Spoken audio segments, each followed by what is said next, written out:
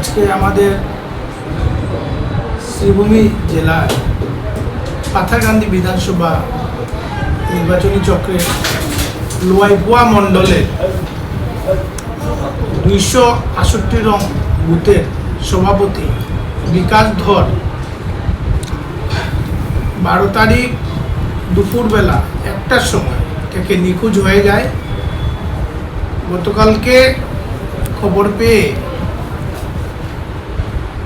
আমি এবং পরবর্তী সময় আমাদের এই জেলার মাননীয় মন্ত্রী কৃষ্ণেন্দু পাল মহাশয় নিজের বিধানসভায় সেই বুথ সভাপতির বাড়িতে গিয়ে পরিবারবর্গের সঙ্গে আলোচনা করে এবং স্থানীয় মানুষের সঙ্গে আলোচনা করে এবং প্রশাসনকে কিভাবে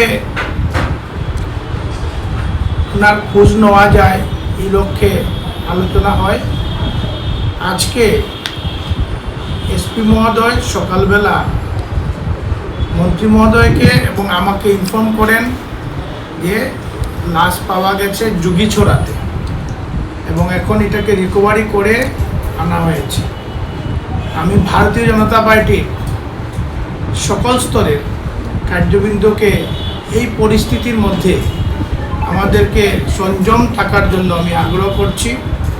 প্রশাসন সরকার ওনাদের ব্যবস্থা নিচ্ছেন, আর এই ব্যবস্থার উপর ভরসা করে আমাদের সকল কার্যকর্তারা যেন নিজেদেরকে ওইভাবে করে রাখেন, সংযম করে রাখেন, এই আহ্বান আমি জেলা সভাপতি হিসাবে ভারতীয় জনতা পার্টির সকল কার্যকর্তাকে আমি আগ্রহ করছি।